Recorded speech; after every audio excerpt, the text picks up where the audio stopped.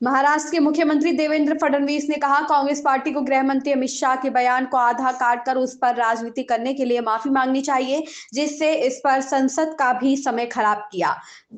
नेहरू जी से लेकर राहुल गांधी तक कांग्रेस के नेताओं ने कैसे लगातार संविधान का अपमान किया, आरक्षण को नकारा। यह सब खुलासा होने के बाद कांग्रेस बौखलाई और बौखलाहट में यह इस प्रकार से काम कर रही है। यह वही कांग्रेस है जिसने लगातार बाबा साहब का अपमान किया है।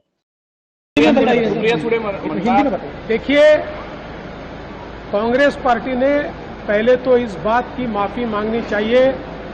कि गृह मंत्री अमित शाह जी का जो पूरा बयान था उसको आधा काटकर उन्होंने उस पर राजनीति की, संसद का भी समय उसमें खराब किया। अब जनता में भी झूठी बातें लेकर वो जा रहे हैं।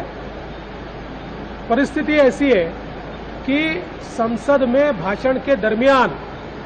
आदरणीय प्रधानमंत्री मोदी जी ने जिस प्रकार से कांग्रेस को एक्सपोज किया, कैसे कांग्रेस ने और नेहरू जी, इंदिरा जी, राजीव जी से लेकर सोनिया जी तक, राहुल जी तक,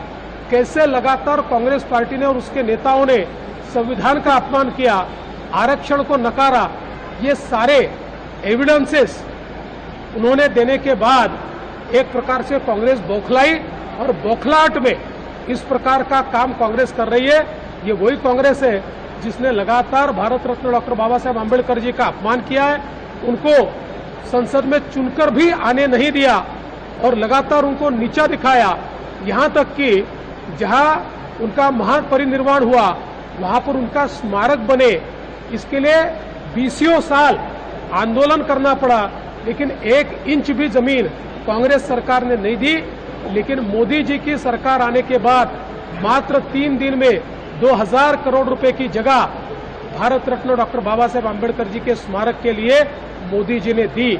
चाहे वो महू हो, चाहे दीक्षा भूमि हो, चाहे अलीपुर रोड हो, हर जगह जो डॉक्टर बाबा साहेब आंबेडकर जी की स्मृतियां हैं उनको संजोने का काम ये भारतीय जनता पार्टी ने, नरेंद्र मोदी जी ने किया है। और लंदन में जहां पर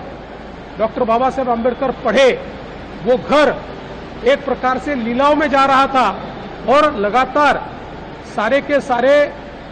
आंबेडकर जी के अनुयायी ये कह रहे थे कि इसको सरकार ने खरीद लेना चाहिए, लेकिन कांग्रेस सरकार ने उसको सिरे से नकार दिया। हमारी सरकार आई तो हमने जाकर उस घर को खरीदा और वहां पर एक प्रकार से उनकी स्मृतियों को जागरूक करने के लिए कई स्मृति चित्र वहां पर लगाकर एक उसको म्यूजियम में बदलने का काम हमने किया है। तो अगर आप देखें तो कांग्रेस का इतिहास ये बाबा साहब को नकारने का इतिहास है, उनका अपमान करने का इतिहास है, और बीजेपी का इतिहास ये संविधान के साथ और भारत रत्न डॉक्टर बाबा साहेब आंबेडकर जी के साथ रहने का हमारा इतिहास है।